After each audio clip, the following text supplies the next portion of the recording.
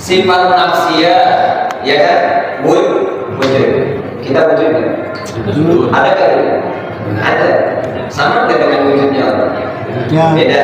Ini masuk ke sini. Laisa kamislihi syai'un. Oke. Kita wujud. Allah wujud. Kita juga wujud. Cuman wujud kita tidak sama dengan wujudnya Allah. Berarti kalau mengatakan wujud, kita juga wujud. Berarti ada tuh sifat nafsiyah ada pada diri kita, sama-sama wujud. Cuman bedanya wujud kita tidak sama dengan wujudnya Allah. Atau yang kedua, sifat salbiyah ini apakah ada pada diri manusia? Enggak ada. Yang enggak ada dalam sifat pada manusia ada sifat salbiyah. Enggak ada sifat salbiyah pada manusia itu enggak ada. Sifat salbiyah hanya khusus bagi Allah. Kalau ini sifat nafsiyah, sifat ma'ani, sifat ma'nawiyah ada sama manusia itu ada. Tapi sifat salbiyah ini enggak ada sama manusia. Kenapa? Coba kita lihat. Tidak. Apa artinya tidak? Terdahulu. Tidak ada yang mendahului. Nah, kalau Allah itu terdahulu, ya kan? Apa itu terdahulu?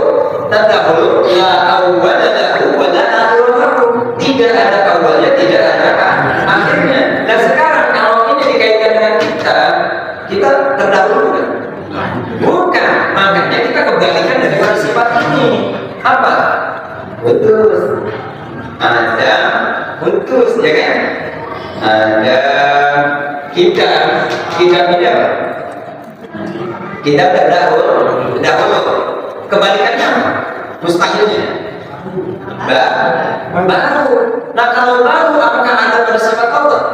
Enggak ada. Makanya disebut dengan salbiyah di sini. Meniadakan sifat apa? Meniadakan sifat hudus bagi Allah. Meniadakan sifat hudus bagi Allah. Sifat baru bagi Allah itu ditiadakan. Makanya Allah itu sifatnya tidak terdahulu, tidak ada awalnya, tidak ada akhir. Kalau kita ada awalnya, ada akhirnya. Makanya kita ini nggak masuk nih dalam kitab sifat salbiyah ini. Kita nggak ada, kita nggak punya sifat salbiyah ini. Satu. Yang kedua, apa artinya? Kekal. Kalau Allah kekal, Allah itu kekal. Nah, ada nggak pada manusia itu sifat kekal? Nggak ada sifat kekal pada manusia, nggak ada. Kenapa? Karena kita ini bukan makhluk yang memang itu kekal abadi di alam dunia ini. Enggak. Oh, Ustaz, nanti kita di akhirat, tidak urusan kalau di akhirat. Kita ini nggak kekal ini, makanya kita bukan makhluk. Yang makhluk hanya Allah, gitu. Nah, ini sifat makhluk. Tapi kalau kata Ajaran Jejen, dalam satu syarahnya beliau mensurai terkait dengan bakok. Kata Ajaran Jejen, kalau kita ingin menjadi bakok, maka dekat dengan yang bakok, gitu. Kalau kita ingin menjadi bakok, maka dekat dengan yang bakok. Nah, bagaimana dekat dengan yang bakok? Bakok bukan rokok. Bakok, kekal. Kalau kita ingin kekal, maka dekati dengan yang kekal. Nah, kekal kita itu di mana? Kekal kita itu bisa jadi orangnya enggak ada, namanya yang kekal di alam dunia. Kanjeng Nabi kita Muhammad Sallallahu Alaihi Wasallam 1400 tahun yang lalu, ibu, namanya sampai saat ini masih kita sebut. Betul? Sampai saat ini namanya masih kita sebut. Kenapa? Karena beliau itu punya nama yang bangkok. Oke lah, jasad tidak ada, jasad enggak ada, tapi nama itu kekal di alam dunia. Nah, sampai kapan? Hatta yaumil qiyamah, sampai hancurnya alam jagat raya ini, baru nanti pindah ke semuanya. Ada yang belum? Bu, ada yang belum? Pulang ke akhirat. Mau sekarang apa? Kalau mau sekarang malam Jumat. Jadi siap-siap ini.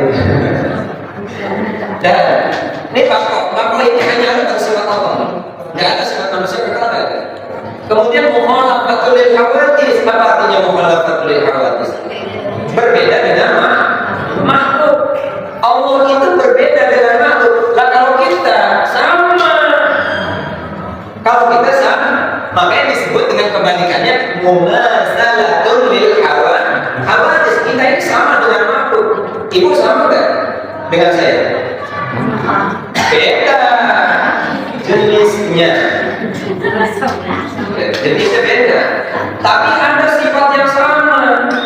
Saya makan, ibu makan. Ibu tidur, saya tidur. Ayo, ibu kepanasan, ya saya kepipin juga. Kita panas, itu juga merasakan panas. Dan pokoknya kita sama dengan makhluk itu sama. Sesama makhluk itu sama. Ya, kita sesama makhluk itu sama. Kambing makan, bapak makan. Kambing tidur, bapak tidur. Nah, makanya kalau misalkan bapak sering tidur itu namanya itu yang nyebut bapak ya, bukan saya. Saya cuma menghambat saja. Loh, artinya kita punya sifat sama, makanya kita disebut dengan mumatsalatul lil hawadits. Kalau Allah mukhalafatul lil hawadits, beda dengan makhluk ini. Kemudian qiyamuhu binafsihi, Allah itu berdiri dengan sendiri tanpa ada bantuan apapun, makanya qiyamuhu binafsihi. Nah, kalau ini dikaitkan kepada manusia, apakah sifat manusia qiyamuhu binafsihi? Enggak. Kenapa? Karena kita butuh. Coba, ibu bisa berdiri karena apa? Bapak bisa berdiri, kita bisa berdiri karena apa? Butuh nggak dengan yang lain? Apa yang membutuh? Apa yang kita butuhkan? Kaki,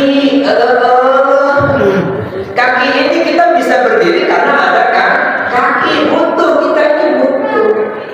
Saya ingin memegang pulpen, saya harus punya tangan. Nah, ini kan kalau pengen nulis ini kan berarti harus ada alatnya. Nah, ini kita butuh ini. Saya butuh papan tulis, saya butuh pulpen, saya butuh spidol untuk nulis. Itu namanya butuh. Nah, kalau kita nggak bisa berdiri dengan sendiri, nggak bisa. Makanya begini, Allah ciptakan kita ini semuanya fi ahsani taqwim. Allah ciptakan manusia itu fi ahsani taqwim, sangat bagus, bentuknya sangat bagus. Tapi sekalipun itu dibentuk oleh Allah dengan sangat bagus, tapi manusia itu punya sifat. Sifatnya apa? Fi kabar, suka berkeluh kesah. Sifat manusia itu suka berkeluh kesah. Makanya ketika dapat kesenangan dia bahagia, ketika dapat kesulitan dia sengsara, dia pikir bahwasanya saya sudah dipuji sama Allah, saya sudah dikasih melarang sama Allah. Ketika dikasih kaya, alhamdulillah Allah memuliakan saya. Ini sifat manusia, kemudian guys semacam ini. Nah, makanya manusia itu nggak punya sifat qiyamuhu binafsihi. Allah memberikan kepada kita ini nggak bukan Allah menciptakan kita ini tidak sendirian. Kenapa? Karena mulai dari alam rahim kita itu sudah punya saudara, banyak yang membantu, banyak yang menolong. Makanya jangan fanatik untuk dibantu sama orang lain. Kenapa? Karena memang kita ini butuh kepada orang lain. Sejak kapan? Sejak kita berada di alam rahim, di alam rahim saja kita barengan, dibantu sama ibu, kemudian ketika kita lahir ditolong sama ibu, kemudian terus sampai saat ini pun kita butuh kepada orang lain. Hatta kita mati nanti itu juga butuh kepada orang lain. Emang kalau udah mati mau berangkat sendiri ke kuburan? Kalau kata mungkin, nggak otomatis butuh kepada orang lain. Makanya jangan istilahnya jangan sok, saya mau pengen sendiri saja lah di rumah.